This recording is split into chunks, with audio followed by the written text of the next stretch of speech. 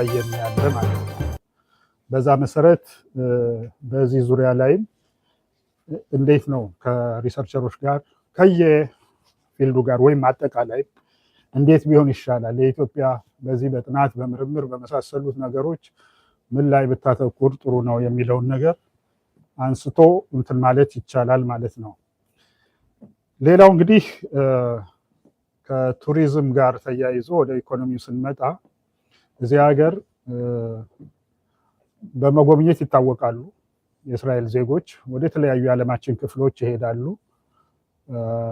የብሔራዊ ውትድርና አገልግሎት ጨርሰው የሚመለሱ ወጣቶችም እንደዚህ የፈለጉትን ሀገር እንዲጎበኙ መንግስት ጭምር ድጋፍ ያደርጋል። ዴርፎር ይህንን በምናይበት ጊዜ ግን በአብዛኛው የሚሄዱት ወደ ኢትዮጵያ አይደለም። ዳታዎችን በተወሰነ ደረጃ እኔም ለማየት ሞክሬያለሁ። ታይላንድ ነው የሚሄዱት እና ራቅ ያሉ ቦታዎች ነው የሚሄዱት። በኢትዮጵያ ለምን አይሄዱም? ወደ ኢትዮጵያ ለምንድን ነው ያልሳብናቸው? እኛ ፕሮሞት አለማድረጋችን ነው። ትንሽ እንደ ጥናት ቢጤ የሚጠይቅ አይነት ነገር ነው። እንዲሁ ላይ የሚመለስ ሳይሆን ዋይ ኢትዮጵያን የማይመርጡበት ወይም በኢትዮጵያ በብዛት የማይሄዱበት እስከ ታይላንድ ወይም ሌላ የዓለም ጫፍ ሲሄዱ ዋይ እዚህ 4 ሰዓት የአየር ጉዞ እና ብዙ አይነት ሂስቶሪክ ኮኔክሽን ምናምን አለን ከምንለው ሀገር ጋር እና አሁን ደግሞ እየተቸገሩበት ያለው ከዚህ ከአንታይሴሚቲክ ሴንቲመንት ከመሳሰሉት ጉዳዮችም አንጻር ያን ያህል እኛ ሀገር ጎላ ብሎ የሚያጋጥማቸው እንትን ስለማይሆን ለምን የሚለው እናነሳለን። እና አልቲሜት ጎሉ ምንድን ነው? ከዚህ ወደ ኢትዮጵያ የሚሄደው ቱሪስት ቁጥር እንዲጨምር ማድረግ ነው። ባሪየሮቹ ምንድን ናቸው? ያልመረጡበት ምክንያት ምንድን ነው? እንዳለን ቅርበት እንዳለን ታሪካዊ ምናምን እኛ እንደምንለው ግንኙነት ዋይ ይሄንን ማየት ያስፈልጋል ማለት ነው። ሌላው ከቴክኖሎጂ አኳያ ሀገራቸውን ስታርታፕ ኔሽን የሚል ስያሜ ነው የሚሰጡት እስራኤሎች። በዚህ ዓለም አውቋል፣ መጽሐፍም ተጽፏል። ስለዚህ ኢትዮጵያ ደግሞ ወደዛ እየተንደረደረች ነው ያለችው። ገና ወደዛ የመሄድ ፍላጎት አለ። ስለዚህ በዚህ ኤሪያም ደግሞ ብዙ ልምድና እውቀት ይፈልጋል ማለት ነው። አሁን እንግዲህ እኛን ሁሉ ምናልባት እኛን ቶሎ የሚተካ ነገር እየተፈጠረ ነው ያለ። ይተካናል አይተካንም፣ ኢትዮጵያ ውስጥ ሲሆናል አይሆንም የሚለውን የምናየው ነው። የበለጠ በውይይት እንትን እና ለሚተካን ነገር ነው ወይ እንደዚህ የምንለፋው የሚልን በሌላ በኩል ደግሞ ልናመልጠውስ እንችላለን ወይ? እሱም ሌላ ጥያቄ ነው። ይሄ አርቲፊሻል ኢንቴሊጀንስ የሚባለው አንድ ማዕከል ተቋቁሟል፣ ኢንስቲትዩት ማለት ነው። እንደዚሁም እንደ ዩኒቨርሲቲ ነገር በዚህ ዘርፍ ስልጠና የሚሰጥ ለማቋቋም ያው መንግስት ጥረት እያደረገ ነው ያለ። እሱስ ኤሪያ ላይ ምንድን ነው ልናደርግ የምንችለው? አጠቃላይ አይቲ ያው ብዙዎቻችሁ እንደምታውቁት አሁን ዲጂታል 2030 የሚባለው ኦልሬዲ ላውንች ተደርጎ ስራ እየተሰራ ነው ያለ። ስለዚህ ብዙ ነገሮች አሉ እና በዚህ ኤሪያስ ምንድን ነው ልናደርግ የምንችለው የሚል በአጠቃላይ አዝ ስታርታፕ ኔሽን ከእስራኤል ኢትዮጵያ ምንድን ነው ቤስት ፕራክቲስ ልትወስድ የምችለው? ይሄ ዝም ብሎ እንደኛ ላይላውን አዜ ላይማን የሚያይ ሳይሆን ዲፕ ዳይቭ አድርጎ ምንድን ነው ያለ በዚህ ዙሪያ ላይ ምንስ ቻሌንጆች አሉ የሚለው ነገር ኢምፖርታንት ነገሮች ናቸውና እነዚህ ናቸው። ከዛ ውጪ ያው እኛ ፕሮሞት የምናደርገው የንግድ ግንኙነቱ እንዲጠናከር የኢንቨስትመንቱ ከእስራኤል ባለሀብቶች ኢትዮጵያ ውስጥ በተለያዩ የኢንቨስትመንት ኤሪያዎች ላይ እንዲሳተፉ ማድረግ ነው።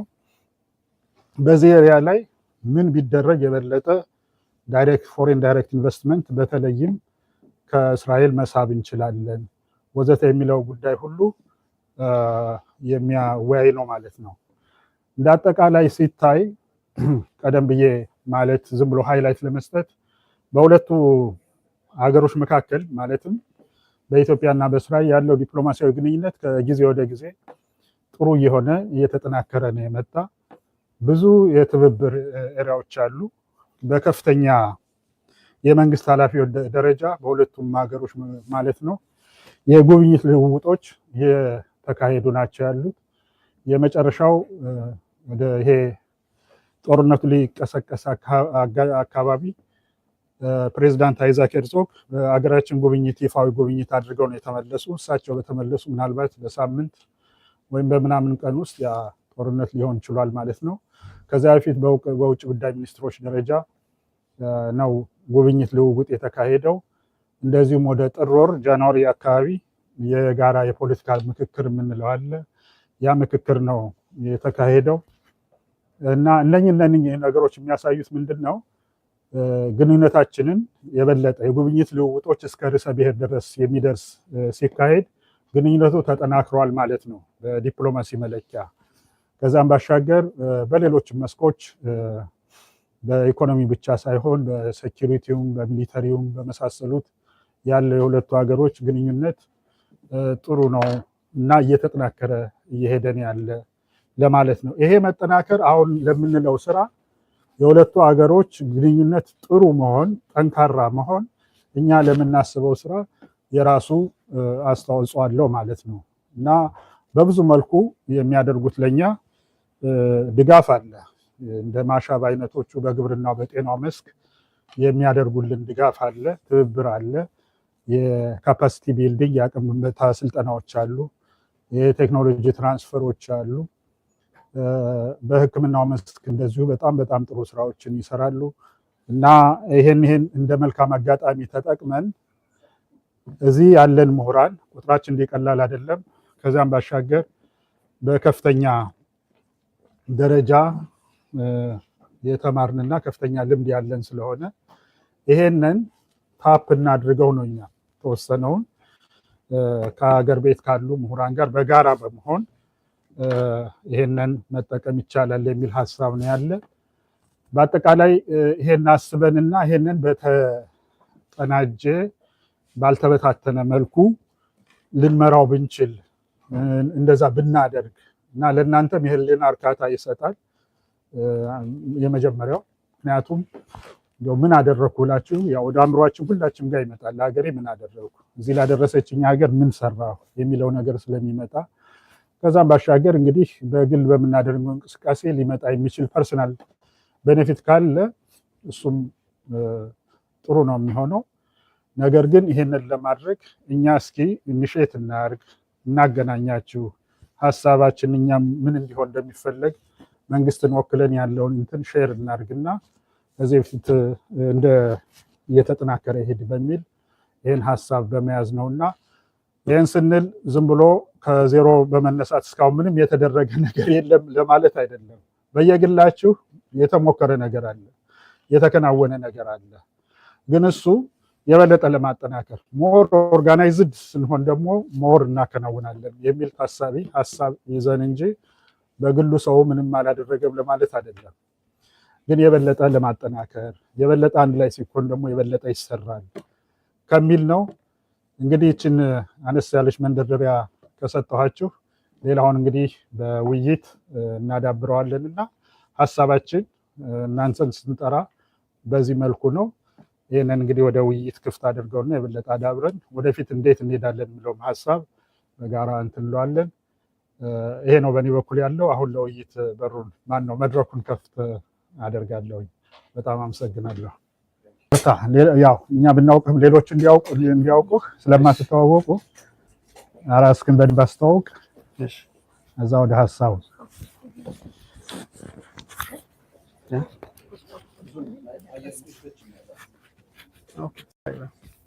እሺ።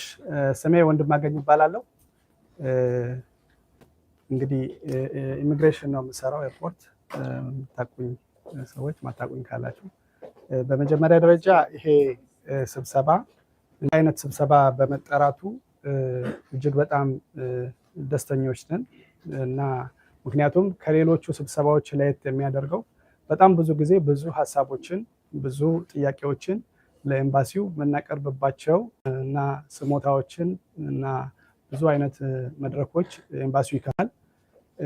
አንድ ጊዜ የሆነ ሀሳብ ሰጥተን ነበር እና ቆጥራችሁ ስጡንና እኛም ቆጥረን እንስጥ የሚል ነገር አውርተን ነበረ ባለፈው ዓመት ላይ እና አሁን ቆጥራችሁ ልትሰጡን ይሄ እድል ስለተመቻቸ ከልብ እናመሰግናለን። ሁለተኛ እዚህም ያለው ማህበረሰብ ቤተ እስራኤላውያን ኢትዮጵያውያን በተለይ ከኢትዮጵያና ከእስራኤል ግንኙነት አንጻር ሁል ጊዜ ሁላችንም የምንጠይቀውን ጥያቄ አሁን የራሳችንን ድንጋይ ልንወረውር የራሳችንን አስተዋጽኦ ልናደርግ እድሉን የከፈታችሁ። ስለዚህ እኛንም የምታዩበት ነው ማለት ነው እንደ ማህበረሰብ።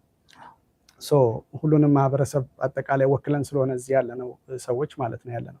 ስለዚህ ከየሙያችን አንጻር እዚህ ያለን ሰዎች ይብዛም ይነስም በተለያዩ ፕሮፌሽናል ስራዎች ላይ ለሀገሪቱ አስተዋጽኦ የምናደርግም ሰዎች ነን።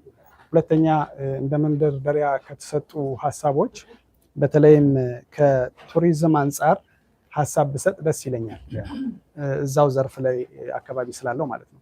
በተለይም ከቱሪዝም አንጻር ምንድን ነው ባሪየሩ ከእስራኤል እና ከኢትዮጵያ አንጻር? ሌሎቹ ወጣቶችም ብዙ ሰዎች ወደ ታይላንድ አካባቢ ያበዛሉ የሚል የቀረበው ትክክል ነው እና እስራኤል ውስጥ አንድ ሰው ቢያንስ አንድ ጊዜ እና ከዛ በላይ ወደ ውጭ ሀገር ይሄዳል በተለምዶ ማለት ነው። እና እንደው ሁሉም እያንዳንዱ ዜጋ እንኳን ወጣ ባይባል ከዛሬ 2 ዓመት በፊት ለምሳሌ ከጦርነቱ በፊት የነበረውን ዳታ ስናይ 9 ሚሊዮን ጊዜ ሰው ወጥቷል። ስለዚህ ኦልሬዲ የሀገሪቱ ህዝብ በሙሉ ወጥቶ መጥቷል ማለት ነው፣ ቪዚት አድርጓል ማለት ነው። አንዱ 2 ጊዜ 3 ጊዜ የሚወጣ ይኖራል፣ አንዱ ባይወጣም ተካክሶ ያን ያክል በጣም ትራቭል አለ እና ከዛ አንጻር ምንድነው ወደ ኢትዮጵያ ባሪየሮቹ ምንድናቸው ብዬ በእኔ በኩል አንድ ባሪየር ብዬ ማስበው አንደኛው የቪዛ ሬጉሌሽን ፊ ይመስለኛል። ብዙ ጊዜ ኢንትሪ ቪዛ ችግር የሌለባቸው ወይም የማይጠየቁ ሀገሮችን ተመራጭ ያደርጋሉ እስራኤላውያን። ስለዚህ ያንን ዌብሳይቱን ለምሳሌ ኢታ ፎርም መሙላት አለባቸው። ስለዚህ ዌብሳይቱ ራሱ ፍራውድ ነው ትክክለኛ ነው አይደለም የሚለውንም እንትን የላቸውም። ስለዚህ ከዛ አንጻር ሰስፒሸስ ስለሚሆን ሰው ኢንትሪ ቪዛ ችግር የሌለበት ቀጥታ እንደዛ አይነት ዝንባሌ ስላለ ከቪዛ ፊ የምናገኘው ሳይሆን ምናልባት ጥናት ቢደረግና እሱ ላይ ሬጉሌሽን ማሻሻያ ቢደረግ ሰዎች ኢዝሊ ኢትዮጵያን ገብተው ጎብኝተው ከቪዛ ከሚከፍሉት ለምሳሌ $60 ምናልባት የበለጠ $6000 $5000 እና ከዛ በላይ ሰው እንዲያወጣ በር መክፈት እና ሰው መዝናናት የሚወድ ሰው ነው፣ የስራ ሰው ነው፣ ሰርቶ ደግሞ መዝናናት የሚወድ ማህበረሰብ ስለሆነ ከሱ አንጻር ምናልባት ቢታይ የሚል ሀሳብ አለኝ እና እንደ ፓይለት ቢታይ። ሁለተኛው ደግሞ ትልቁ ነገር ላክ ኦፍ አዌርነስ ነው። ስለ ኢትዮጵያ ብዙ አዌርነስ የለውም ማህበረሰቡ ስል አጠቃላይ ማህበረሰቡን ነው።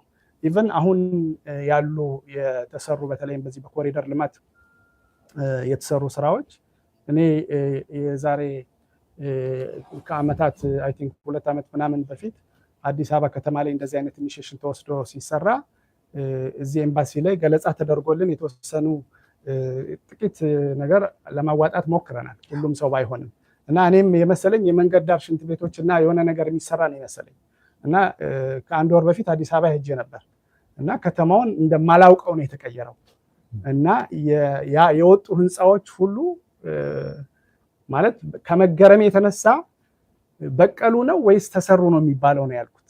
ቢካውዝ ለማመን ያስቸግራል። በቃ ከተማው እንደ አዲስ ፈርሶ ነው በጣም በርካታ ቦታዎች የተሰሩት እና ስለዚህ እሱን ቪዲዮዎች ሰዎች ቢያዩ ኤአይ ነው እንጂ የሚሉት እውነትም እንደዛው አሁን ቪዲዮ ላይ እንደምናየው አለ ብሎ ሰው አያምንም። ቢካውዝ እኔም ስራ ቦታ ሼር አድርጌ ለሆነ ሰው ይሄ ኤአይ ነው ብሎኛል ማለት ነው። ከሄደ ኢትዮጵያ ከሄደ 20 ምናምን ዓመት የቆየ ሰው ኤአይ ነው ብሎኛል። ኢትዮጵያ ተወልዶ ያደገ ሰው ማለት ነው። ስለዚህ እሱ ራሱ አላመነም።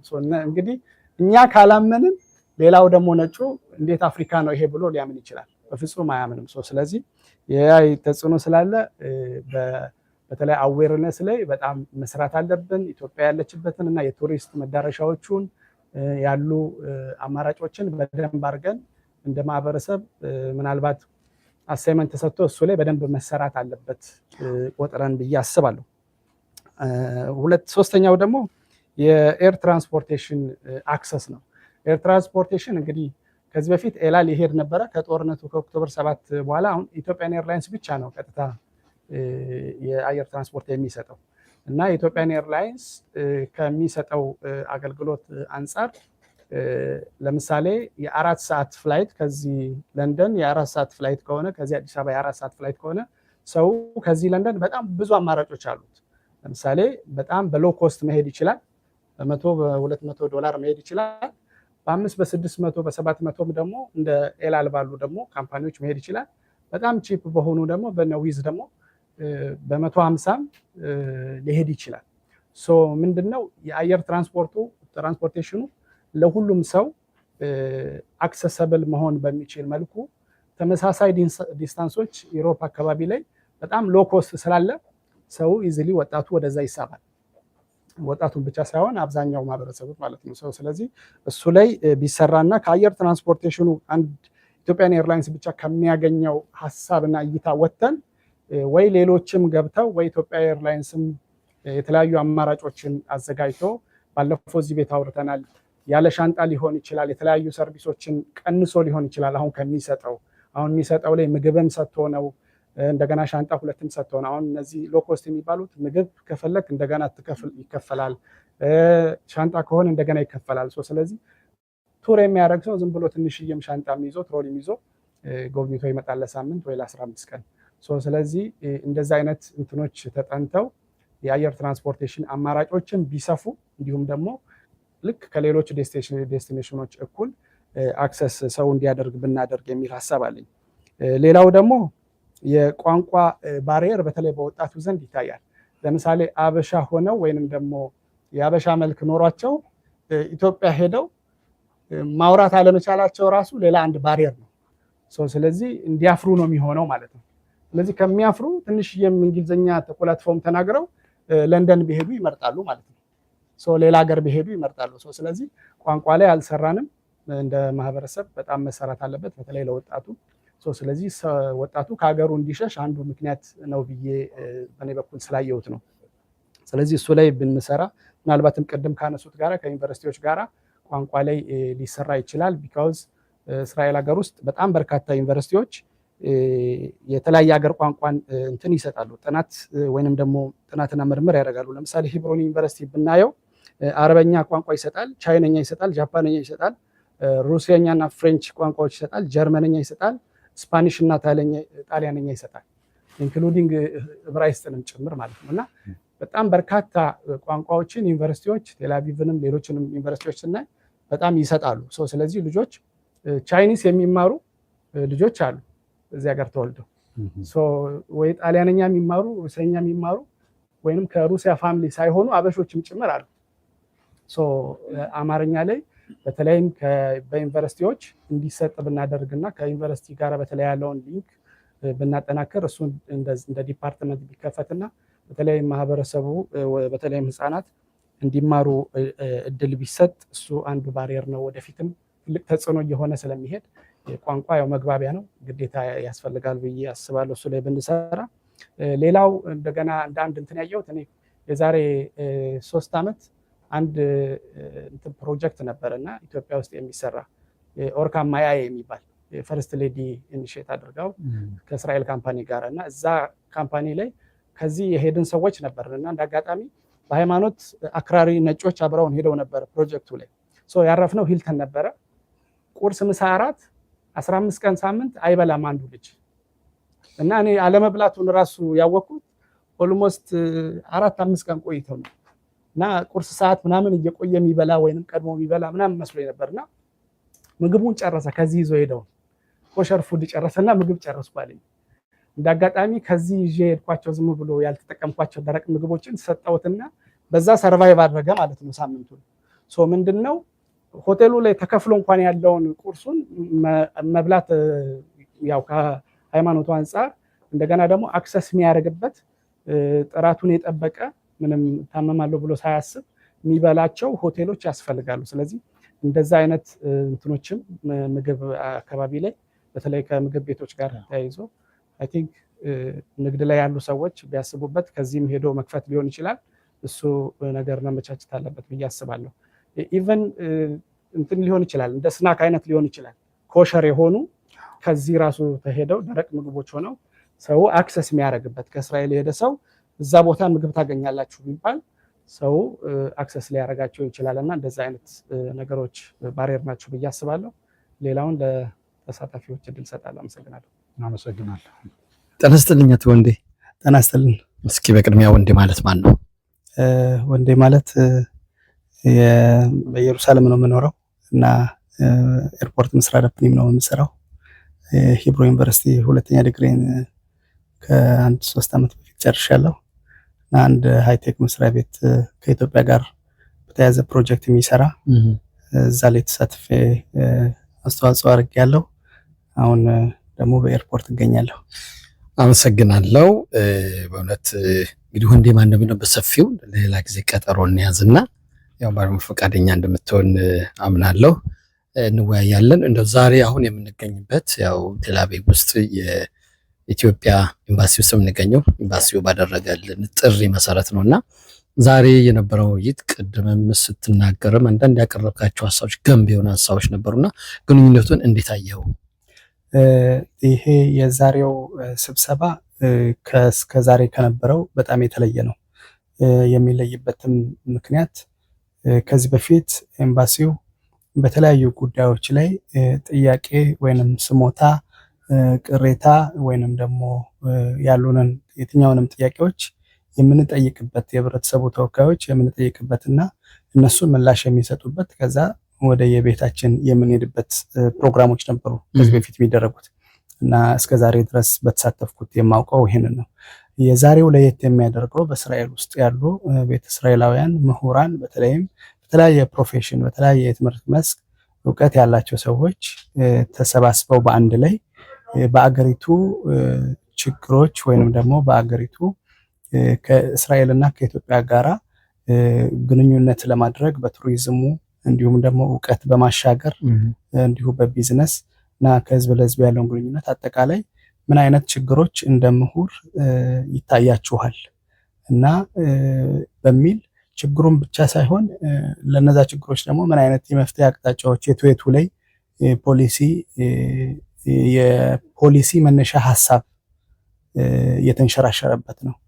ስለዚህ የዛሬው እጅግ ገንቢ ጭምር ነው ማለት ጠያቂ ብቻ ሳንሆን መልሱንና የመመለሻ ደግሞ መንገዱንም ጭምር በጣም በበርካታ ዘርፍ በኢንጂነሪንግ፣ በሜዲካል፣ በቱሪዝም፣ በቢዝነስ እንዲሁም ደግሞ በግብረሰናይ ድርጅቶች ወይንም ደግሞ ኤንጂኦ በሚባሉ በእርዳታ ድርጅቶችም በተለያየ ዘርፍ ያሉ ምሁራን ስለሆነ የተሳተፉት ስለዚህ በእያንዳንዱ ዘርፍ ምን ሊሰራ እንደሚችል ምን እስራኤል ውስጥ ያሉ ኢትዮጵያ ሄደው ደግሞ የበለጠ ኢትዮጵያን ሊያሳድጉ የሚችሉ የእስራኤልና ኢትዮጵያን ግንኙነት ሊያጠናክሩ የሚችሉ ጉዳዮችን በደንብ በስፋት ተዳሷል። በእውነት ብዙ የሚሰራ ነበር ከአሁን በፊት እየተባለ እየተነገረም ነው የነበሩት የቀረቡት ሀሳቦችን በእውነት ገንቢና ሁለቱን ሀገራት የበለጠ ለማቀራረብ የታቀደ ነው። እንደው ምን ቢደረግ የበለጠ ሊሰራ ይችላል ብለህ ታስባለህና ወደ መጨረሻ ማለት የምትፈልገው ነገር ካለ በዚህ በላይና እንሰነባበት። አዎ ማለት ይሄ ፕሮግራም እንዲህ አይነት እንትኖች ውይይቶች መቀጠል አለባቸው እና የአንድ ወቅት ብቻ ሳይሆን ተከታታይነት ኖሯቸው በየሙያ ዘርፉ ኢትዮጵያውያን በተለይም ቤተ እስራኤላውያን ኢትዮጵያ ሄደን አስተዋጽኦ የምናደርግበት ነጋዴው የሚነግድበት እና ኢትዮጵያና እስራኤል ደግሞ የበለጠ ግንኙነታቸውን የሚያጠናክሩበት እና በአፍሪካ ቀንድ አሁን እስራኤል በተለይም ወደ አፍሪካ ፊቷን የመለሰችበት ሁኔታ ነው ያለው እና እስራኤል ስትራቴጂካዊ አፍሪካ ውስጥ የሚያስፈልጓት አገሮች አሉ። ምክንያቱም የአፍሪካን መዘንጋት ከእስራኤል አሁን ካለው ነባራዊ ሁኔታ በተለይም ከደህንነቱ አንጻር ችግሮች እየተፈጠሩ ነው። ለምሳሌ በየመን ያለው ሁቲ ወደ እስራኤል የሚመጡ መርከቦችን በጣም እንዳይመጡ ጫና በማድረጉ የተነሳ ወደ እስራኤል ሊገባ የሚገባው በጊዜ መድረስ የሚገቡ ነገሮች በጊዜ እንዳይደርሱ ያደርጋል። ለምሳሌ እንኳን እንትን ብንል ትክክለኛ ኤግዛክት ዳታ እንኳን ባይሆን ካለኝ ኢንፎርሜሽን ከኢትዮጵያ ተነስቶ ለምሳሌ ቀጥታ ወደ እስራኤል በአንድ ሳምንት ውስጥ በመርከብ ሊገባ የሚችል ነገር 4 ወር ወደ ኢሮፕ ዞሮ ሌላ ቦታ ዞሮ 4 ወር ይፈጃል። ያ እቃው በመቆየቱ የሚፈጠር የዋጋ ጭማሪ እና እንግልትና ብዙ ነገሮች ተጽዕኖች አሉና እስራኤል ኢኮኖሚያው ኃያል ነው፣ ያንን ተቋቁማ እድገቷን እያሳየች ነው። ነገር ግን እነዚህ ችግሮች መቀረፍ የሚችሉና መቀረፍም ያለባቸው ናቸው። ስለዚህ ከዚህ አንጻር እዚህ ያለን የኢትዮጵያ ማህበረሰብ አካላት አስተዋጽኦ ማድረግ እንችላለን። ከእስራኤል ጋር ያለውን ግንኙነት ከፍ እንዲል አስተዋጽኦ ማድረግ እንችላለን። ስለዚህ ይሄ ፕሮግራም መቀጠል አለበት። መቀጠል ብቻ ሳይሆን በተለያዩ የሙያ ዘርፎች ፕሮፌሽኖች የተለያዩ ኩብጻዎች ወይም ደግሞ ግሩፖች ተደራጅተው ኢትዮጵያና እስራኤልን የሚያገናኝ የተለያዩ ፓርትነርሺፖች ከዩኒቨርሲቲ ጋር ሊሆን ይችላል፣ ከጤና ሊሆን ይችላል፣ በየዘርፉ በቱሪዝም ሊሆን ይችላል። ፓርትነርሺፕ ተፈጥሮ ይሄንን ኢትዮጵያ ውስጥ የሚመሩ አካላት ጋራ በደንብ አስፍተን እንዲሁ ኢትዮጵያ ደግሞ ሄደን በተለይም የተወሰኑ እንትኖች ኮኔክሽኖች የምናደርግባቸው ነገሮች እንዲፈጠሩ ከቤቱ ጥያቄ ቀርቧል ለአምባሳደሩ። ስለዚህ በውጭ ጉዳይ ሚኒስቴር አማካኝነት ያ ነገር ደግሞ ከተዘረጋ ወደ መሬት ይወርዳል ማለት ነው። ስለዚህ እሺ ተወልደ ማለት እጅግ በጣም ጥሩ ገንቢ ሀሳብ ነው። ወደፊትም ተገኝተን ነው ያለን እናወራለን። ተርስክልን አመሰግናለሁ። በግልም ቢሆን ደግሞ ወይም ከሌሎች ጓደኞች ጋር ይሆን ኢትዮጵያም ተመላልሻለሁ።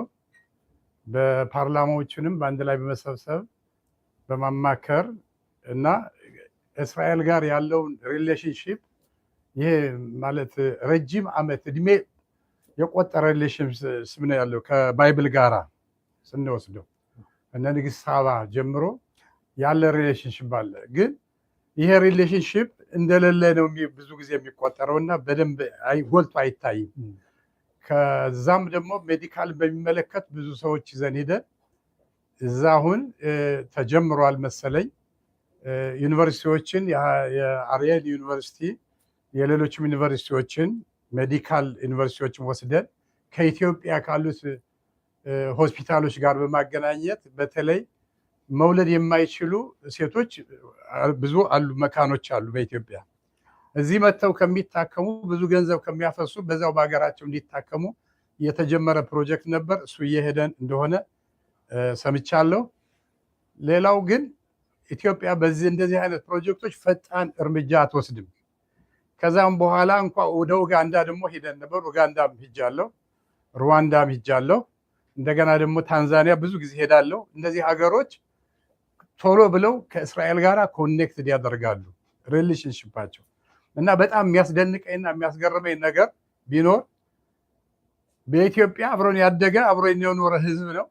በዚህ በጦርነቱ ጊዜ ግን የኡጋንዳ ፕሬዚዳንት ደግሞ ዘፈርስ ሌዲ ያለው የሚሊተሪው እንትን ወደ 10,000 ኡጋንዳውያን ለጦርነት እንደሚያሰልፉ እንኳ አብረንን ዊ ስታንድ ዊዝ እስራኤል ብለው ሲሉ በኢትዮጵያ ግን ብዙም አይታይም፣ አይከሰትም።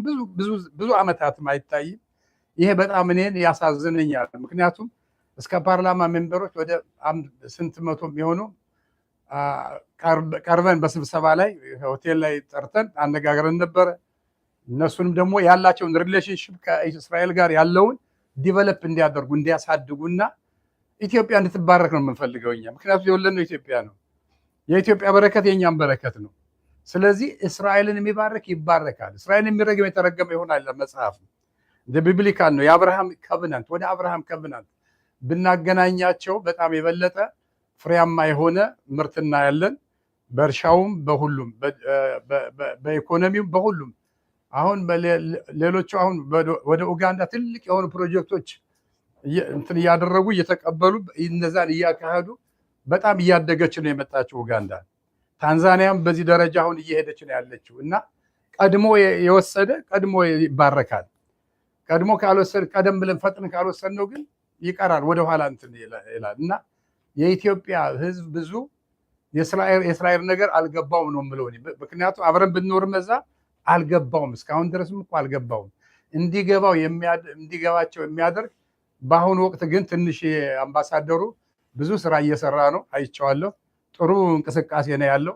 ይሄ ዲቨሎፕ እንዲሆን የበለጠ እንዲያድግ የሁላችንም ጥረት ቢሆን እንደገና እዛ ያሉ ወጣቶችም ደግሞ እዚህ መጥተው ተምረው ወደ ሀገራቸው እንዲመለሱ የሚል እንደ ስኮላር አይነት ቢፈለግ በጣም ይጠቅማል። ምክንያቱም የሩዋንዳ ወጣቶች እዚህ መጥተው ተምረው ወደ ሩዋንዳ ተመልሰው ሄደው ሩዋንዳ እንዴት እንዳደረጓት አይቻለሁ። እኔ ገብቼ 2 ጊዜ ነው 3 ጊዜ ሄጄ አይቻለሁ። እና ይሄ ዲቨሎፕመንት እያደገ እየጨመረ ቢሄድ በኢትዮጵያም ደግሞ ምርቱ አሁን ትንሽ ተጀምሯል። ይሄ ነገር እንዲገፋና እንዲበለጽግ ትልቅ ግፊትና ድጋፍ ማድረግ አስፈላጊ ነው እላለሁ። ይሄ እንዲሰጥ ነው የምፈልገው። ጌታ ይባርኮት። ጤና ይስጥልን። ጤና ይስጥልን። ለማያውቁ እንግዲህ እኔ በላይ ብርሌ እባላለሁ። ኢየሩሳሌም ነው የምኖረው። እንደው ዛሬ አሁን የተገናኘንበት ከኢትዮጵያ አምባሲ ያለ ነው በእስራኤል ግንኙነቱ ነበር። እንዴት አየኸው? ግንኙነት እንደተመለከትከው አንተ እያልኩ ነው እንግዲህ ከይቅርታ ጋር በጣም ነው የደነቀኝ። በጣም ጥሩ ግንኙነት ነበር። በተለይ የሰውን ልብ ትርታ ለማወቅና ያለውን እውቀትም ለመገብየት ወይም ደግሞ ከኢትዮጵያና ከእስራኤል ጋር ያለውን ግንኙነት ሪሌሽንሽፕ ለማዳበር የተደረገና ስብሰባ ስለሆነ ብዙዎችም ያወጡት ሀሳብና ያፈለቁት ሀሳብ ደግሞ የሚጠቅምና ለኢትዮጵያም ለሀገራችን የሚጠቅም ሆኖ ስላገኘሁት በጣም ደስ ብሎኛል። እንደ ቅድም ስትናገር እየሰማሁ ነበርና እውነት መደረግ ያለበት አንዳንድ ነገሮች አሉ። ኢትዮጵያም እንደ መንግስት ምንም እንኳን ጠለቅ ብሎ ወደ ፖለቲካው ባይገባም መቼም ሊያደርጉ የሚከናወናቸው የሚገቡ ነገሮች አሉ። እኛ አንዳንድ ትውልደ ኢትዮጵያዊ የምንጠብቀው ነገር ነውና ሌሎችም መልስ የሰጡበት የሚመስል ነገር እና እንዴት አየኸው? ይሄ በጣም አስፈላጊ ነው። ኢትዮጵያና እስራኤል የአጭር ጊዜ ግንኙነት ሳይሆን የረጅም ጊዜ ግንኙነት ከንግስት ሳባ ጀምሮ ከዛም ደግሞ ከነገስታት ጀምሮ ሁሉም ኢትዮጵያና እስራኤል የተያያዙ ናቸው። በርስትም እንኳ ደረጃ ኢትዮጵያ በኢየሩሳሌም ብዙ ርስት አላት። ብዙ ከሌላው ዓለም የተለየ ብዙ ርስት አላት። ስለዚህ ይሄ ግንኙነቱን የሚያጠነክር ነው። ስለዚህ በተለይ ህዝብ ከህዝብ ጋራ ይሄ ግንኙነት እንዳለው እናውቃለን። ግን ከመንግስት ጋራ ግን ትንሽ በፖለቲካም ሆነ ወይም ደግሞ ሌሎች ሀገሮች ጋር ባለው ጥቅም ጉዳት የሚያመጣ መስሎ ስልታያቸው በግልጽ መግለጽ አልተቻለም። ብዙ ጊዜ በተለይ ባለፉት መንግስታት ከኃይለ ሥላሴ ጀምሮ ከዛም ደርግ ከዛም ደግሞ በነበረው መንግስት እስካሁን ድረስ ምንም ግልጽ የሆነ የተነገረ ነገር የለም። እንደ ሌሎቹ ሀገር በተለይ እንደ ኡጋንዳ ሌሎቹም እንደ ሩዋንዳ ሀገሮች አይደለም። በተለይ አንድነታቸውና ሳፖርትነታቸውን ለእስራኤል ያደረጉት ነገር የለም። ጉልህ የሆነ የታየ ነገር የለም። ለወደፊቱ ግን ይሄ እንደሚሆን መቼም ሙሉ ተስፋ እናደርጋለን። ይሄም ይሆናል ብዬ አምናለሁ። የአይነት ግንኙነት አሁን እንዲቀጥል በእውነት እስካሁን በስብሰባው ላይ በውይይቱ ጊዜ የተነገሩ ነገሮች በሙሉ እውን እንዲሆን ምን ቢደረግ መልካም ነው ብለው ያስባሉ? እንግዲህ ይሄ መቼም ደጋግሞ በመገናኘትና በመወያየት ብልሃቶች ይመጣሉ፣ አንድነቶች ይመጣሉ፣ መፍትሄዎችም ይመጣሉ ብዬ አምናለሁ። ብዙ የታመቀ እውቀትና ብዙ ኢንተሌክቹዋል የሆነ ነገር ነው ያየሁት። ይሄ ነገር በተግባር እንዲተረጎም ደግሞ በደንብ ይሄን ኦርጋናይዝ አድርጎ ፕሮሰሱ እንዲሄድ ማድረጉ ለሀገሪቱም ይጠቅማል። ለዚህ ላለነው ኢትዮጵያዊ ትውልድ በዛ ሀገርም ሄደን ለምናደርገው ነገር ሁሉ ይጠቅማል ብዬ አምናለሁ። ደግሞ እንደገና ደግሞ የኢትዮጵያዊ ትውልድ የሆኑ በአባይ ግድብ ጊዜ ከፍተኛውን ቦንድ የገዛ ትውልድ ኢትዮጵያ ነው። ሁላችን ይህን ቦንድ ገዝተን የአባይ ድልድይ አባይ ተገድቦ ስራ ላይ እንዲውል ትልቅ አስተዋጽኦ ካደረጉት የኢትዮጵያ ይሁዲዎች ናቸው። ይህም ደግሞ ትልቅ ክሬዲት አለው በጣም እና ይሄ በጣም ሊመሰገን ይገባል። ይሄን ደግሞ እንዲታወቅም ይገባል ማለት ነው። እሺ አቶ በላይ ብርሌ አመሰግናለሁ። በሌላ ጊዜም በሰፊው በሌላ ብዙ ርዕሶች እንወያያለን። ለዛሬው ግን አመሰግናለሁ። በእግዚአብሔር ይስጥልን። ይሄ ነገር እንዳይጠፋ ይቀጥል ብዬ አምናለሁ። ኢትዮጵያም ትደግ ትለምልም።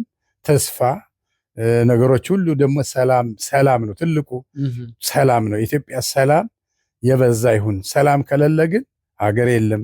ሰላም ከሌለ ግን ኢትዮጵያን መጎብኘት የለም። አክሱም መሄድ አይቻልም። ላሊበላ መሄድ አይቻልም። ጎንደር መሄድ አይቻልም። ይሄ ነገር ምን ያደርጋል? ቱሪዝምን ይገድባል። ቱሪዝም እንዳይሄድ ያደርጋል። ይሄ እንዲሆን ልጆቻችንም ለመላክ ትንሾችም ለመላክ ወደዛ ቦታ ለመላክ ሰላም ነው የሚያስፈልገውና ኢትዮጵያ ሰላም ትሆን ብዬ እመኛለሁም ደግሞ ጸልያለሁ። አማርኛ ቋንቋ ማስተማር አስፈላጊ ነው ለወጣቶች ምናምን ብሏል። እኔ ደግሞ የምጨምረው ዕብራይስጥ ቋንቋም ተዚያ ቢማሩ በዩኒቨርሲቲ ደረጃ ያሉት ከዚያም በተጨማሪ ስለ እስራኤል መጽሐፍ ቅዱስ ንጉሠ ሳባ ሰሎሞን ነው እንጂ ጠለቅ ብሎ ስለ እስራኤል ታሪክ ያውቅ ያለ አይመስለኝም። ስለዚህ ስለ እስራኤል ታሪክም እንደዚሁ ገለጻ ለመስጠት በኮሌጅም በዩኒቨርሲቲም ደረጃ እዚያ የሰለጠኑና የተማሩ ደረጃ ስልጣን ሊያገኙ ይችላሉ። እስራኤል የት ናት ብለው ሊጠይቁ አይችሉም፣ ያውቃሉ። እና በዚህ አይነት ያለው ትስስር እንዲጠነከር ማድረግ አጋጣሚ ቢፈጠር ጥሩ መስሎ ይታየኛል። በቋንቋው በኩል ጤና ይስጥልን። ስምሽ ማን ይባላል? ትዕግስት። እዚህ ለምንድን ነው የመጣሽ? ያው በተገለጸው መሰረት በተደረገልን ጥሪ የልምድ ልውውጥ ለማድረግ ለመማር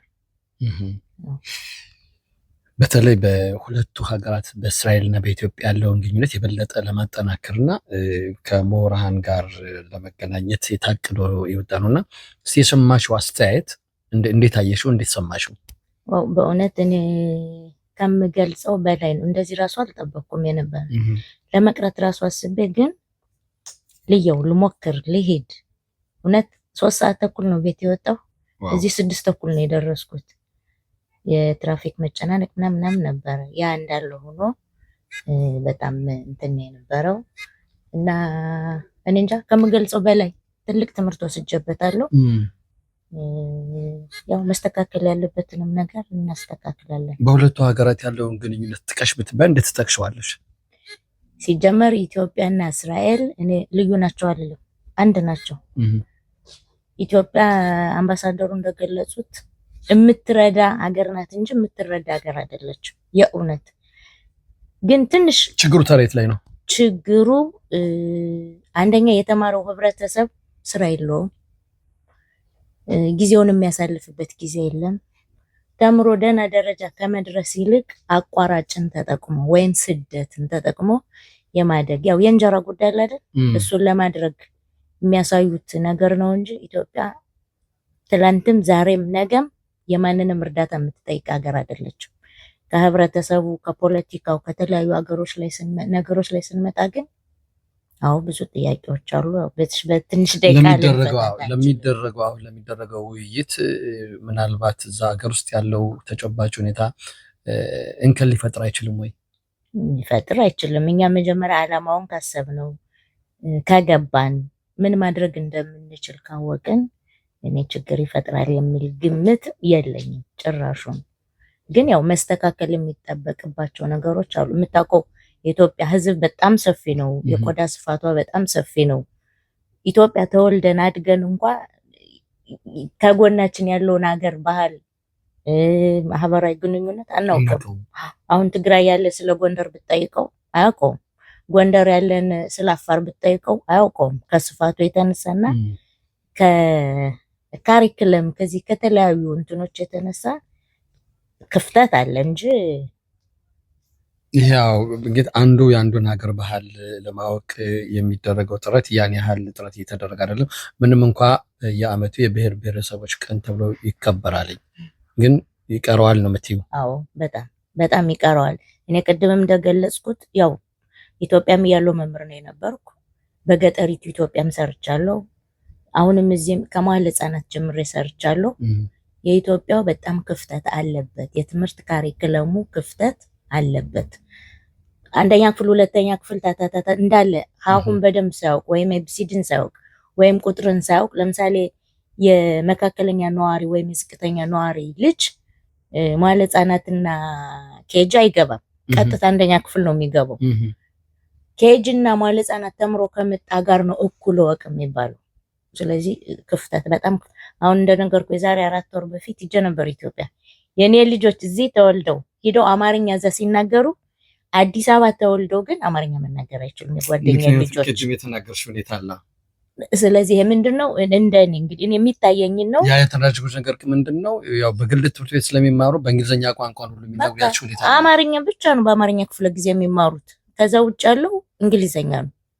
አሁን እንግዲህ ወላጅ እንግሊዘኛ የማያውቅ ከሆነ ከወላጅ ጋር ራሱ ልክ አሁን እዚህ እንዳሉ ትልቆች እናት አባቶቻችን ዕብራይስጥ ከወጣቱ ጋር እንደማይግባቡት እዛም እንደዛ እየተላለፉ ነው። እና ይሄ ቢስተካከል ባይነኝ፣ እኩል ቢሆን ወጥ ቢሆን እንጂ አሁንም ዛሬም ነገም እኔ እንጃ ኢትዮጵያ ስል እምባይ ነው የሚመጣኝ። እኔ በጣም ነው መወዳት። ኢትዮጵያም እስራኤልም አንድ ናቸው። ምንም የሚለያዩ ባህላችን፣ ወጋችን፣ የቡናው ስርዓት እኮ ኢትዮጵያ ያለህን የውስጥህን ታወጣዋለህ እኮ። አሁን እዚህ ብዙ ሰዎች የሳይኮሎጂ ትምህርት የተለያየ ይወስዳሉ፣ የአእምሮ ጭንቀት ምናምን። ለምንድን ነው? የለም ሁሉ ተዘግቶ ነው፣ ቤት ተዘግቶ ነው፣ በስራ በተለያየ ጉዳይ። ኢትዮጵያ ግን ቡና አለ፣ ቡና ትጠጣለህ፣ ያለህን ስሜት ታወጣዋለህ። እዚህ የሚቀር ነገር የለውም። እና እሺ ትዕግስት እጅግ በጣም እናመሰግናለን። ሌላ ጊዜም በሰፊው እንወያያለን። እግዚአብሔር ይስጥልን። በጣም አመሰግናለሁ። በጣም ደስተኛ ነኝ በዚህ ፕሮግራም ተጋባዥ በመሆኔ፣ ቃላት የለኝም። ኢትዮጵያንም እስራኤልንም ያብዛልን፣ ያኑርልን፣ ሰላማቸውን ይስጥልን። አሜን አሜን አሜን። ነገሮችን ማንሳት ያለብን ይመስለኛል። አንዳንዶቹን ነገሮች ክሊር ለማድረግ ያህል እኔ እስከማውቀው ድረስ እና የማውቃቸውን ነገሮች መናገር እፈልጋለሁ። አንደኛ አሁን ቱሪዝምን እንደተባለው ፕሮሞሽን አይሰራም። ብዙ ጊዜ ፕሮሞሽን ነው ቱሪዝምን ማሳደግ የሚችለው። በተለይ የሚዲያ ሰዎች በእስራኤል ፍሪ ቴሌቪዥኖች ላይ የሚሰሩ የሚዲያ ሰዎች ኢንቨስት ተደርጎባቸው ተጋብዘው ሄደው አሁን ያሉትን ፋሲሊቲዎች ጎብኝተው ማለት ብዙ አዳዲስ የተሰሩ ነገሮች አሉ፣ ኢሜጅ መቀየር አለባቸው። እሱ ምናልባት ፕሮሞሽን ያሳድጋል። ምክንያቱም ስለ ታይላንድ ሰው እየሄደ መጣ ስላለ ሁሉም ያውቃል። ሁሉም ታይላንድ ይሄዳል፣ ብትድነው ከጨርሰ ይሄዳል። እኔ አሁን አንድ ጊዜ አንድ ሴት ኢትዮጵያ ብትሄጂ ስላት ምን አላችሁ ደግሞ አለችኝ። እንደዚህ ነው ያለችኝ። ምን አላችሁ ደግሞ ነው ያለችኝ። ሶ ሺ ዋዝ ራይት። በዛን ጊዜ በእርግጥ ጊዜው ቆይቷል። ቱሪዝሙን በዚህ መልኩ ቢታይ ሰዎች የሚዲያ ሰዎች ቢጋበዙ፣ አሁን ለምሳሌ ዩቲዩበሮች ባለፈው መጥተው ነበር ኢትዮጵያ። የአፍሪካን ዩቲዩበርስ ደግሞ የታወቁ በዓለም ላይም የተወሰኑ ልጆች መጥተው ነበር እና እነሱ ብዙ ስራ ሊሰሩ ይችላሉ።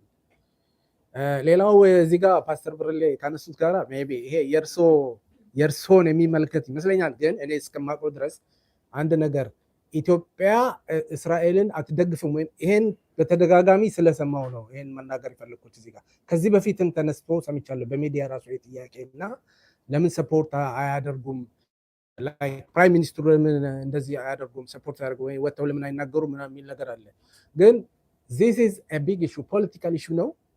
ይሄ ፖለቲካል ኢሹ ኢትዮጵያ ካለችበት ጂኦ ፖለቲካል ፖዚሽን አንጻር ከሂስትሪ አንጻር በጣም ሴንሲቲቭ ኢሹ ነው።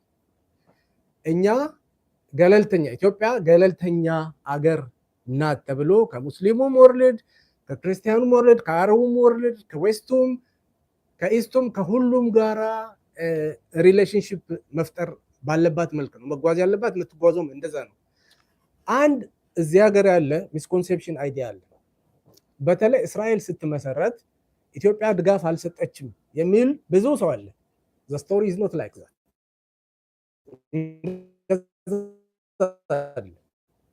ኤክሶደስ የሚለውን በሊዮን መጽሐፍ ወይም ምጽአተ እስራኤል ተብሎ በማመውድነህ የተተረጎመውን መጽሐፍ ሄዳችሁ ሪቫይዝ አድርጋችሁ እዛ ላይ ምንድን ነው የሚለው? እስራኤል ለሁለት ፓለስታይን ኖት እስራኤል የዛን ጊዜ ፓለስታይን ነው የሚባለው ለሁለት ትከፈል ወይስ በአንድ ትቀጥል ተብሎ ሲባል የተለያዩ ሀገሮች ድምፅ ይሰጡ ነበር። ኢትዮጵያም እድሉ ተሰጥቷት ነበር። ግን እዛ የተወከሉት እንዳልካቸው መኮንን ይሁን ያን ሰንበዲ እዛ የተወከሉ ሰው ምንድን ያሉት? መጀመሪያ ከዙፋኑ ጋር ተነጋግረን መልስ እንሰጣለን ብለው በኃይለ ሥላሴ ጊዜ ስለነበር ከዙፋኑ ጋር ተነጋግረው ማለት ነው። ከዛ ኢትዮጵያ አብስቴን ብታደርግ ፓለስታይን ለሁለት ትከፈል የሚለው ድምፅ ያልፋል፣ ኢትዮጵያ ከተቃወመች ይወድቃል የሚል ሰጀሽን ቀርቦላቸው መጽሐፉን ማንበብ ትችላላችሁ። ቆይቷል 11 ያክሉኝ ያነበብኩት እና ከዛ ምንድን ያሉት? ኢትዮጵያ አብስቴን አደረገች፣ ፓለስታይን ለሁለት ትከፈል የሚለው አለፈ። ፓለስታይን ለሁለት ተከፍላ እስራኤልና ፓለስታይን በዛን ዘመን ማለት ነው 1948 ከመመስረቷ በፊት እና ብዙ ሰው ኢትዮጵያ እዛ ላይ አልደገፈችም ይላል። አይደለም፣ ይሄ ካልኩሌትድ ሄደው ነው። ግን ያንን በማለቷ የኢራቁ ተወካይ ኢትዮጵያ በተዘዋዋሪ መንገድ ፓለስታይን ለሁለት ትከፈል ብሎ የእስራኤልን መመስረት ስለደገፈች ከዚህ በኋላ እኛ ደግሞ እንበቀላታለን የሚል ንግር ተናግረዋል። ይህንን ሄዳችሁ ማየት ትችላላችሁ። ስለዚህ ሂስትሪን እንትን ማድረግ ያስፈልጋል። ምክንያቱም ብዙ ሰው ኢትዮጵያ አልደግፍም ኢትዮጵያ አልደገፈችም ይባላል። ይሄንን እንግዲህ የራሳችን የህሊናችን እንትን ነው። ለሁሉም ክፍት አድርጌ መተው ይችላል የኛውን ነገር ማለት ነው። መጽሐፎቹን ግን ማየት ያስፈልጋል። ሌላው እዚህ ጋር እሳቸው እንደተናገሩት እኔም ከዩኒቨርሲቲ መምህርም ነበርኩኝ ስለማቅ ነው። ይሄ ድረግ ዲስከቨሪ ተብሎ በየቦታው የተከፈቱ ፋካልቲዎች አሉ፣ እንደ ፋሽን የተከፈቱ። ባህር ዳር ይሆናል፣ አዳማ አለ፣ አስቱ የሚባለው አዲስ አበባ ዩኒቨርሲቲ፣ ሁሉም ቦታ አለ። እና በተለይ እነዚህ ኮሪያኖች አሁን አዳማ ዩኒቨርሲቲ ኮሪያኖች ናቸው እንትን ያሉት they are interested to get some plants okay for drug discovery እሳቸው እንዳሉት ግን አመታት የሚፈጅ ስራ ነው። ኦፍ ኮርስ በጣም ብዙ ብር የሚፈልግ ስራ ነው። ብዙ ፕሮሰስ አለው። ግን ሰዎች ስሩ ስለተባሉ መሳሪያውም ይመጣል፣ ይገዛል። ግን አንዳንድ ሰዎች ይሰለጥናሉ። የሚሰለጥኑትም በቂ አይደለም። እዚህ ላይ ምናልባት እንደውም በመሳሪያው ላይ ብቻ ሳይሆን ከመሳሪያው አንጻር በዩኒቨርሲቲዎች በምርምር ቦታዎች በተለይ ከኢንጂነሪንግ ጋር ተያይዞ የኢትዮጵያ የኢትዮጵያ ዩኒቨርሲቲዎች እና ሪሰርች ሴንተሮች ትልቁ ችግር ኢንስትሩሜንቴሽን ላይ የሰለጠነ ኢንስትሩሜንቴሽን ላይ ሜንቴናንስ፣ ካሊብሬሽን የተለያዩ መሳሪያዎች አሉ። አንዳንዶቹ መሳሪያዎች እኔ እዚህ በ2007 ነው ፒኤችዲን ጨርሼ ሄድኩት እና በዛን ጊዜ እኔ እዚህ ጋዝ ክሮማቶግራፊ የሚባል እንትን አለ እና ኦልድ ነው መሳሪያው፣ ግን ስራውን እንሰራበት ነበረ። እዚህ ቮልካኒክ ሴንተር እና ዩኒቨርሲቲ ኢትዮጵያ ሲሄድ ያየሁት አለማያ ዩኒቨርሲቲ ነበርኩ የዛን ጊዜ ያየሁት መሳሪያ እዚህ ካለው መሳሪያ በእንትኑ በጊዜው በዘመናዊነቱ የተሻለ ነው፣ ግን አጠቃቀሙን ማንም አያውቅም። የታዘዘው 2 ምናምን ነው። በወርልድ ባንክ የሆነ ኤአርቲፒ የሚባል ፕሮጀክት ነበር፣ በዛ ተገዝተው የመጡ ናቸው እና ብዙ መሳሪያዎች አሉ፣ ግን ቁጭ ብለዋል። ምክንያቱም አንደኛ መሳሪያዎቹን ራሱ የሚያዟቸው ሰዎች እዛ ያለን በቃ እንዲህ ጻፉና አምጡ መሳሪያ ምናምን ይባላል። ስፔሲፊኬሽኑ በትክክል ላይሆን ይችላል። አብሮ የሚገባው ኮምፖነንት አብሮ አይመጣም። ዝም ብሎ መጥተው የሚቀመጡ ብዙ አሉ እና ይሄ እርዳታ አሮጌ መሳሪያዎችን እርዳታ መስጠት የሚባለው ራሱ አንዳንድ ሰዎች ያመጡ ነበር። ግን ችግር የፈጠረው ምንድነው? እነዛ መሳሪያዎች ለምሳሌ እዚህ አውትዴትድ ነው። እዛ ሲሄዱ አብረው የሚሄዱ አክሰሰሪዎች አሉ፣ ሰፕላይስ አሉ። እነሱ ደግሞ አይኖሩም፣ እነሱ ማግኘት አይቻልም። ስለዚህ መሳሪያው ሄዶ እዛም አይሰራም፣ ቁጭ ነው የሚለው። ሶ ምንድነው እንትን ሊሆን ነው ላይክ ጋርቤጅ ነው የተወሰደው ተብሎ ባልሳሳት በመንግስት ደረጃ እንዲህ አይነት መሳሪያ ሲመጣ ጥቅሙ ምን ያህል መሆኑ ይታይ የሚል መመሪያ የወጣ ይመስለኛል። ኢትስ ሎንግ ታይም ግን እኔ እንጃ እንደዚህ አይነት ነገር ያለ ይመስለኛል። ስለዚህ እንደዚህ አይነቶቹን ነገሮች ብታያቸው ጥሩ ነው።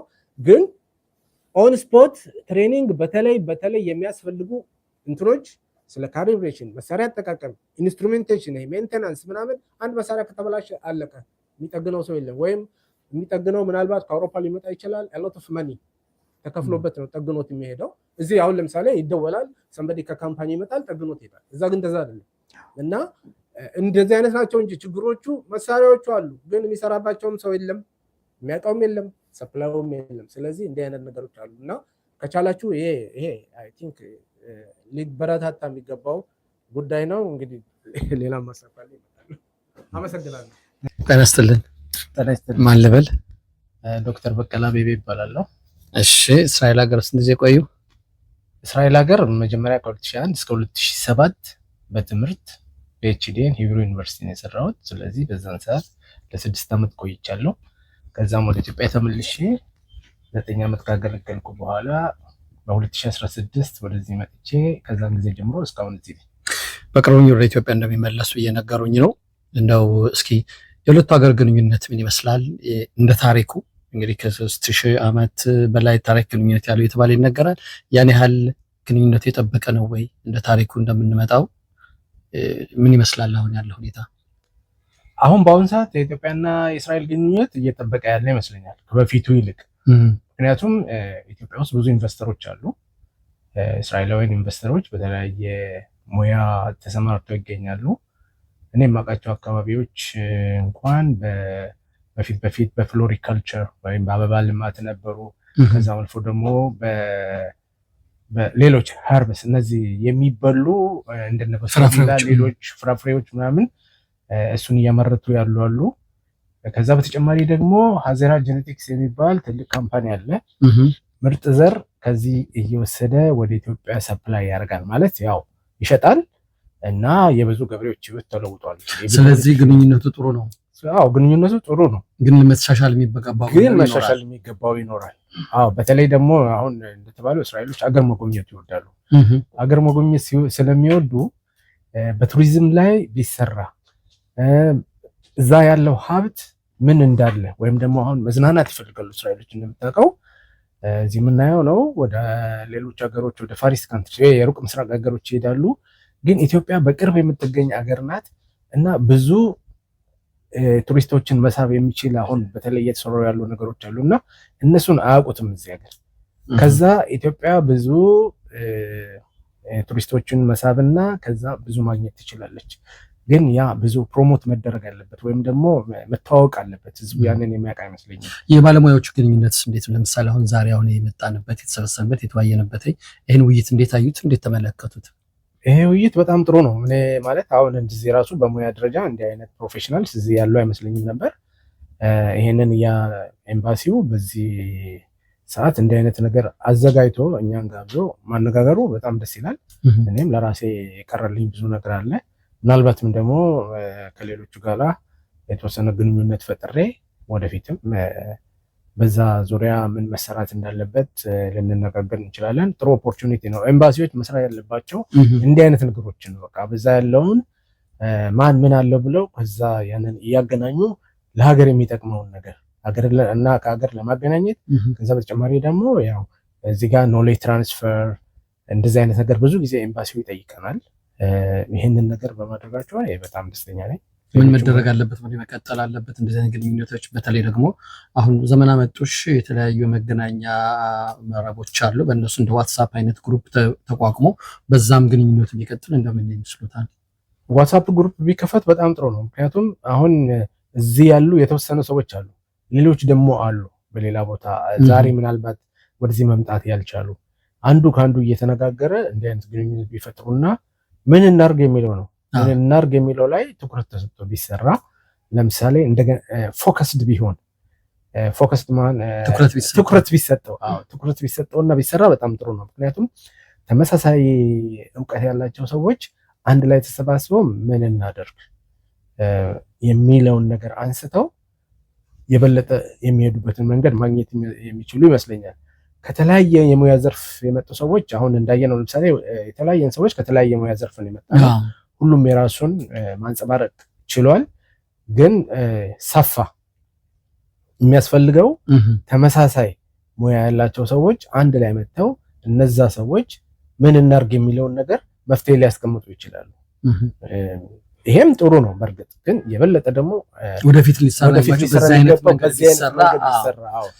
እሺ እግዚአብሔር ይስጥልኝ። በጣም ነው የማመሰግነው። ሌላ ማለት የሚሉት ነገር ካለ? እኔም በጣም አመሰግናለሁ። ያው እንደነገርኩ ያው ከጥቂት ጊዜ በኋላ ወደ ሀገር ሄዳለሁ። እንግዲህ እዛ ስትመጣ እንገናኛለን። እግዚአብሔር ፍቃድ ይበለን። አመሰግናለሁ። ጤና ይስጥልን። ጤና ይስጥልን። ስምሽ ማን ይባላል? በተለይም የታነስ እባላለሁ። እሺ እንግዲህ ዛሬ አሁን ያለንበት ቦታ ቴል አቪቭ ውስጥ ኢትዮጵያ ኤምባሲ ውስጥ ያለ ነው። እዚህ መተናል ጊዜ የተገናኘ ነው። እንግዲህ ኢትዮጵያ ኤምባሲ ከባልደረቦች ጋር ያዘመነው የጠሩን ግንኙነት ነው። በዚህ ግንኙነት ውስጥ እንግዲህ ወደ ግንኙነት ከመግባታችን ትንሽ ኪሎ ነው ለ30 ሰከንድ ያህል ማናት ቤተልሔም? ቤተልሔም ባህር ዳር ተወልዳ ያደገች ልጅ ናት። ወደዚህ እስራኤል በ8 ዓመት ነው የመጣሁት ከቤተሰቤ ጋር። ከዚህ አድጌ ተምሬ የምኖር የምሰራ ወታደር ቤት ነው አጠናቅሻል። ሌላ ጊዜ በሰፊው ስላንቺ እናወራለን ፈቃደኛ ከሆነች። ኦኬ ዛሬ አሁን የመጣንበት ቀደም ሲል እንደገለጽ ነው የኢትዮጵያ ኤምባሲ በእስራኤል የጋበዙን ግብዣ ነውና የምሁራን ጋር ግንኙነት ለማድረግ ለመወያየት ነው። ስብሰባውን ውይይቱ እንዴት አየሽው? በጣም ቆንጆ ነው። ሀሳቡ ብቻ እንደዚህ አይነት ነገር እንፍጠር እንደዚህ አይነት ነገር ይሁን ማለቱ ለእኔ በጣም ትልቅ ኩራት ነው የተሰማኝ። as someone that grew up here ከዚህ ያደገ ልጅ እሺ ያንቺን ኦፒኒየን እንስማ፣ ምን ታስቢያለሽ? ከዚህ ነው ያደግሽው፣ ምን ቢለወጥ ምን ቢጨመር ምን ቢቀነስ ይሻላል? ኢትዮጵያን እንዴት አድርገን ሰፖርት ማድረግ እንደምንችል፣ እንዴት ኢትዮጵያን ለመከፋፈት፣ ለቢዝነስ፣ ለቱሪዝም እና ለሌላ ብዙ ነገሮች ለተወያየንባቸው ምን ሀሳብ አለሽ ብሎ ስለ ኢንቫይት ስላደረጉኝና ስለተጠራሁኝ በጣም ክብርና ኩራት ይሰማኛል። እዚህ አሁን ቀደም ሲል ብዙ አንቺም ተናግረሻል፣ ሌሎችም የተናገሩታሉና የቀረቡትን ሀሳቡን እንዴት አየሽው? በሁለቱ ሀገራት ሊኖር የሚገባው ግንኙነት ላይ ትልቅ አስተዋጽኦ ሊያሳድር ይችላል ወይ? በቃ አሁን እኔ ከዚህ ስላደኩኝ ብዙ በእኔ እድሜም ታናሽ የሚሆኑም ልጆች እዚህ ያደጉትኝ ከአማርኛ አንጻር ከቋንቋ አንጻር ብዙ ነገሮች የግንኙነት የማይሆኑ ነገሮች አሉና ለዛን ነገር ጊፍት ብንሰጣቸው ሞር ታይም ብንሰጣቸው ቦታ ብንሰጣቸው በቃ ለየት ያለ ነገር ትልቅ የሆነ ነገር እንሰራለን ከአንድ ላይ ብዬ አምናለሁኝ እና ለዛም ብዙ እንደኔ ሌሎች ወንድሞቻችን እናቶቻችን አባቶቻችን ከዚህ ያሉት እህቶቻችንም ጥሩ ሀሳብና ኦፒኒየን የሰጡ ጥሩ አድቫይስ የሰጡ አሉና በጣም ደስ ይላል። በሁለቱ ሀገራት ያለውን ግንኙነት እንዴት ታይዋለሽ? በአሁኑ ሰዓት ቆንጆ ነው ማለት ኢትዮጵያ በጣም እስራኤልን ትደግፋለች፣ ትወዳለች፣ ሰፖርትም ታደርጋለች። እንግዲህ እኛም ከዚህ በመኖራችንና ቤተ እስራኤል ሌሎችም ሰዎች ለቢዝነስ ቢሆንም ለቱሪዝም ቢሆንም ከኢትዮጵያ የሚመጡትኝ ከዚህ በቃ አንድ በሪሊጂየስ ፐርፐስ ቢመጡ ማለት ነው ለቱሪዝም እኛን አግኝተውን እኛን ጎብኝተው ወንድሞቻቸውና ቤተሰቦቻቸው ማለት ነው በቃ እንግዲህ አንድ ነን እና በጣም ቆንጆ አይነት ግንኙነት ያ። እሺ አመሰግናለሁ። ወደፊት በእንደዚህ አይነት ግንኙነት ማለት ቢቀጥሉ አንድ ሐሳብ ያቀረብሽውም አለ የዋትስአፕ ግሩፕ ቢከፈትና ሐሳብ ብንቀያየር የሚል የጠየቅሽ ሁኔታ አለ። እሱም ሆኖ እንግዲህ ወደፊት ብዙ እንገናኝ እንችላለን። አመሰግናለሁ። መጨመር የምትፈልጊው ነገር ካለሽ በእኛና በዚሁ እንሰነባበት። አመሰግናለሁ ለዚህ ጊዜ በቃ እኛ በምንችለው መንገድ ባለንበትኝ ስራ ቦታ ባለንበትኝ የስራ ዘርፍ ባለንበትኝ መተጋገዝ እኔ አንተን ማገዝ ከቻልኩኝ አንተ ለኔ መርዳት ከቻልኩ ማገዝ ከቻልክ ይሄን ትልቅ ነገር እናደርጋለን ማለት ነው። አበሻ በመሆኔ በጣም ፕራውድ ነኝ። አማርኛ በማውራቴ እየተኮራተፍኩ ቢሆንም ትልቅ ነገር ነውና የሚመጣውን ትውልድ እንዴት አድርገን ነው ምናስተምረው ከዚህ አሁን ካለንበትኝ ቦታ ወደ ሌላ ቦታ እንዴት ነው ማሳደግ ምንችለው የሚል ሀሳብ አለኝ። በሄድኩበት ቦታ እንግዲህ እንደዚህ ነው ትኩረቴና በጣም ደስ ይላልኝ። አመሰግናለሁ። በተለይም እጅግ በጣም ነው እናመሰግናለን። ተነስተኝ ዶክተር ሰላም እንዴት ነህ? እስኪ እኔ ማውቃለሁ ግን ለማያውቀው ዶክተር ልታባላለኝ እንግዲህ በዚህ ሀገር በኩፓቶሊም በክላሊት ውስጥ የቤተሰብ ሕክምና ስፔሻሊቲ ላይ እየሰራው እገኛለሁ። ካሁን በፊት በሙያ ዘርፍም ተነጋግረናል፣ ቆይታ አድርገናል። አሁን ይቀረናል፣ ገና ብዙ እናወራለን። እንዴት ነው ዛሬ አሁን እዚህ የምንገኘው? ቴልአቪቭ የሚገኘው በኢትዮጵያ ኤምባሲ ውስጥ ነው። ዛሬ አምባሳደር እንዲሁም ከባልደረቦቻቸው ጋር በመሆን በተለይ ኢትዮጵያውያን ምሁራንን በማሰባሰብ ሀገራቸውን መጥቀም የሚችሉበት መንገድ ለመወያየት የተዘጋጀ መድረክ ነው። እንዴት አየው እስካሁን? እጅግ በጣም ጥሩ ፕሮግራም ነው። እንግዲህ የተለያዩ ሀሳቦችን እንድናነሳ እንድንወያይ ይህንን ኦፖርቹኒቲ ኤምባሲው ማዘጋጀቱ በጣም ትልቅ ነገር ነው። እንግዲህ ላመሰግናቸው እፈልጋለሁ። ጥሩ ሀሳቦች ተነስተዋሉ። ብዙ ሀሳቦች ላይ ተነጋግረናል። ይሄ እጅግ በጣም ጥሩ ቢግኒንግ ነው። ኢትዮጵያን አንዳንድ ሲያስባት ምንም ነገር የሌላት ሀገር አድርገው የሚስሏት አሉ። እንደዚህ አይነት ደግሞ በተለይ በዚች ሀገር እንኳ ይህን ያህል ምሁራን በተለያዩ ሀገር እስራኤልን ከገነቡት ተርታ ላይ የሚሰለፉ ባለሙያዎች ያሉበት ነውና እንደው ይህን ነገር አይነት እርዳታ ይህን እውቀታቸውን ወደ ኢትዮጵያ ለማስተላለፍ እና ኢትዮጵያንም ለመርዳት ምን ቢደረግ የተሻለ ይሆናል ታስባለህ? እንግዲህ ይሄ አሁን በኤምባሲው የተጀመረው ነገር ጥሩ ቢግኒንግ ነው ብዬ አስባለሁ። ሁሉ ነገር ከመነጋገር ከመወያየት ይጀምራል። ያንን ተከትሎ ደግሞ ሲስተም ማበጀት እያንዳንዱ ሰው ኮንትሪቢዩት ሊያደርግ የሚችልበትን መንገድ ማሰብ ያስፈልጋል። እንግዲህ ብዙ ሴክተሮች አሉ። ዛሬም ላይ በነበረው ዲስከሽን ከተለያየ አይነት ባክግራውንድ የመጡ ሰዎች ናቸው ሀሳባቸውን ያካፈሉት። እንግዲህ እያንዳንዱ ሰው የራሱን ነገር ኮንትሪቢዩት ማድረግ አለበት ብዬ አስባለሁ። ኤምባሲም እንደ ኤምባሲ ማመቻቸት ያለበትን ነገር ሊያመቻች ይገባል ብዬ አስባለሁ። ስለዚህ ጉዳይ ጅምሩ መልካም ነው፣ መቀጠል አለበት ነው። አዎ ጅምሩ በጣም መልካም ነው። ግን እንግዲህ ብዙ የሚሰሩ ስራዎች አሉ። ፕራክቲካል ማድረግ እና ወደ ታች ማውረድ ያስፈልጋል። ወደ እያንዳንዱ ኤሪያ ማውረድ ያስፈልጋል። እንግዲህ ሀሳቡን ወደ መሬት ትንሽ ማውረድ ያስፈልጋል ብዬ አስባለሁ። ግን ብዙ ነገር መስራት ይቻላል። እዚህም ሀገር ብዙ ሰዎች አሉ። ከዛም ባለፈም ደግሞ በዚህ ሀገር ደግሞ የምንማራቸውም ነገሮች አሉ።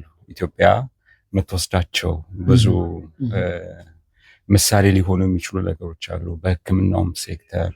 ከዛም ባለፈም ደግሞ በእያንዳንዱ ሌሎችም ኤሪያዎች ላይ እስራኤል በብዙ በቴክኖሎጂውም ዘንድ ብዙ ቀድማ የሄደች ሀገር ነች እና ከዚህ ደግሞ ብዙ ልምድ መውሰድ ይቻላል ብዬ አስባለሁ።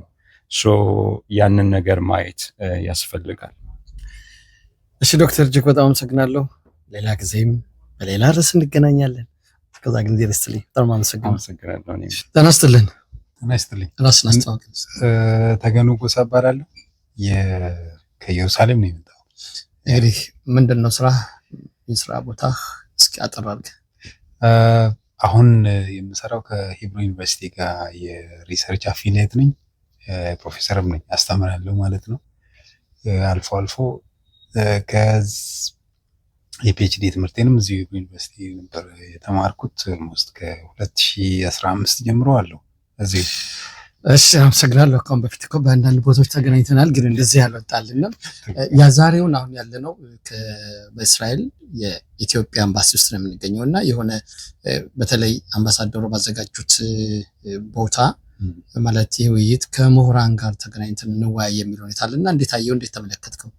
በጣም ጥሩ ፕሮግራም ነው። በጣም ጥሩ ኢኒሼቲቭ ነው። ይሄ ነገር ተጠናክሮ መቀጠል ያለበት ይመስለኛል። የዘገየ ካልሆነ በስተቀር ይሄ ነገር በጣም አስፈላጊነቱ ጥርጥር የለውም። ምክንያቱም በሁለቱ ሀገራት መካከል ያለው እኔ ፖለቲካውን ትተን የህዝብ ለህዝብ ግንኙነቱን እንኳን ብናስብ